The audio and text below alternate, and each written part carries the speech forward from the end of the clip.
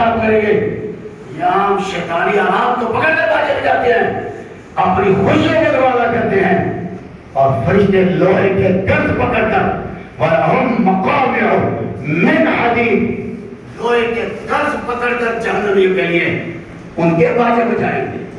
وَلَمَا أَرَادُوا أَن يَخْرُجُوا مِنْهَا مِنْ غَمٍ, جب کبھی وہاں سے نکلنے کی کوشش کرے تو اوپر سے تھوڑا سے وہ تھوڑا مارے گے. وہ تھوڑا بھی کوئی آمد ہو رہا ہوگا, یوں سمجھو کوئی ایک ایک کمرے سے نہ پڑا ہوگا. کیا حال جہنمی کا جسم بھی اس حساب سے ہوگا. اللہ مجھے اور آپ کو جہنم کی پکڑ سے محفوظ رکھے, جہنم کے عذاب سے محفوظ رکھے. بھائیوں, ہم نے کبھی سوچا ہے ہم یہ کام برا کر رہے ہیں,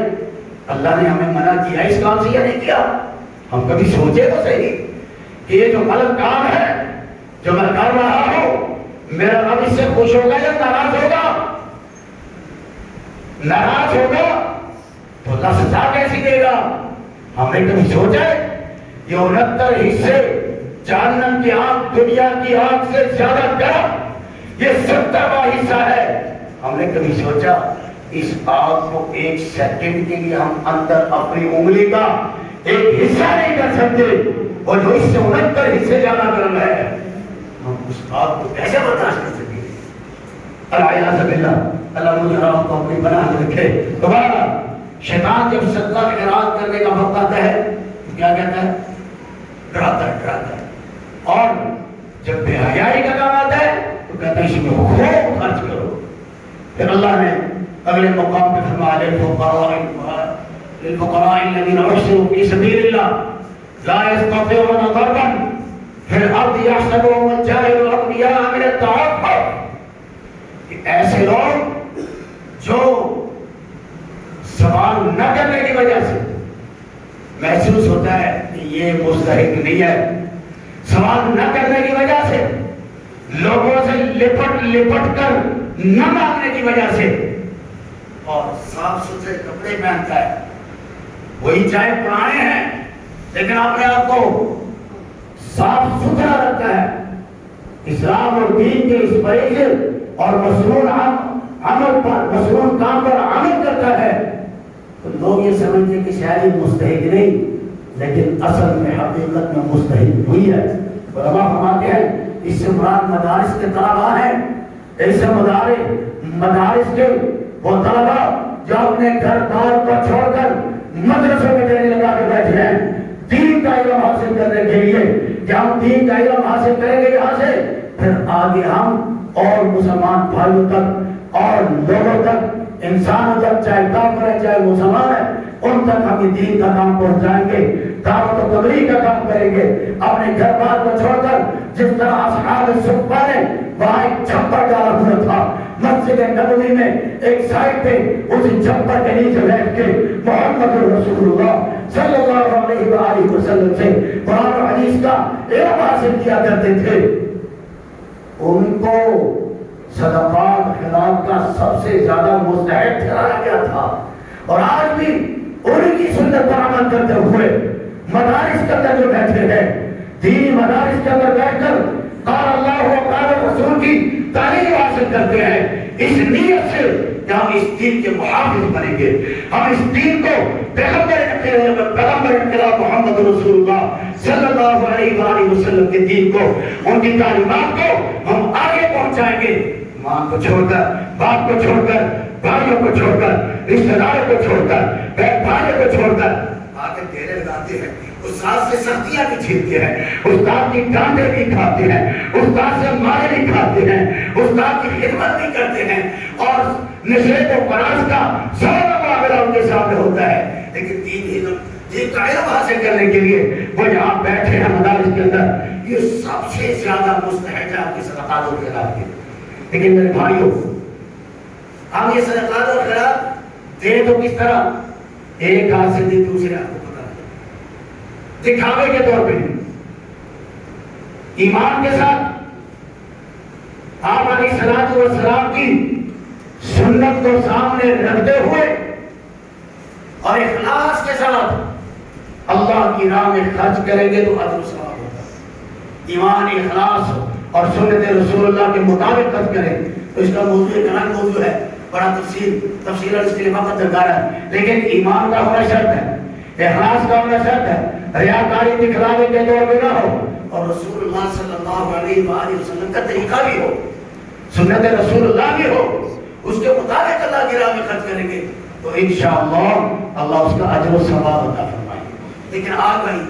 میرے بھائیوں، آج ایک مشکل وقت ہے، کسی اور ملک کے اندر نہیں، میں اپنے ملک کی بات کر رہا ہوں، میں اپنے مسلمان بلوچستان کے بھائیوں کی بات کر رہا ہوں، میں اپنے مسلمان ان جنوبی علاقے کے بھائیوں کی بات کر رہا ہوں، میں اپنے مسلمان بھائی جو سندھ اور حیدرآباد کے اندر، کراچی کے اندر مجبور اور پریشان ہے، میں اپنے مسلمان بھائیوں کی بات کر رہا ہوں جن کے گھروں کے گھر اجڑ چکے ہیں، جن کا کاروبار نہیں رہا، جن کا سامان نہیں رہا، سر چھپانے کے لیے کھانے بھی ان کے پاس نہیں ہے، رات بسر کرنے کے لیے بستر بھی ان کے پاس نہیں ہے، کھانے پینے کے اسباب اور راشن بھی ان کے پاس نہیں ہے۔ میں آج کی جھولی آپ کے سامنے ان کے واسطے پھیلاتا ہوں، ان کے ساتھ تعامل کرو گے انشاءاللہ۔ میرے پیارے پیغمبر کیا صلی اللہ علیہ وآلہ وسلم نے ارشاد فرمایا، المؤمنون کرجل واحد، یہ سارے مسلمان ایسے ہیں جیسے ایک آدمی ہو، جیسے ایک آدمی ہو، ایک جسم کی مانند ہیں یہ سارے کے سارے مسلمان۔ استقا عین ہو، استقا کل ہو، اگر اس کی ایک آنکھ میں تکلیف ہو اس کے سارے جسم میں تکلیف ہوتی ہے۔ آپ نے کبھی دیکھا ہے تکلیف ہوئی ہے ہر ایک کو، اس میں کچھ کبھی نہ کبھی، کبھی آنکھ میں تکلیف ہوتی ہے، کبھی سر میں تکلیف ہوتی ہے، کبھی داڑھ میں تکلیف ہوتی ہے، کبھی کان میں تکلیف ہوتی ہے۔ داڑھ کا درد ہو، کان کا درد ہو، آنکھ کا درد ہو، جسم کے کسی حصے میں درد ہو، سارے جسم کو تکلیف ہوتی ہے۔ وَإِسْتَقَى رَأْسُ ہو، اور اگر اس کے سر میں تکلیف ہو، استقا کل ہو، اس کے سارے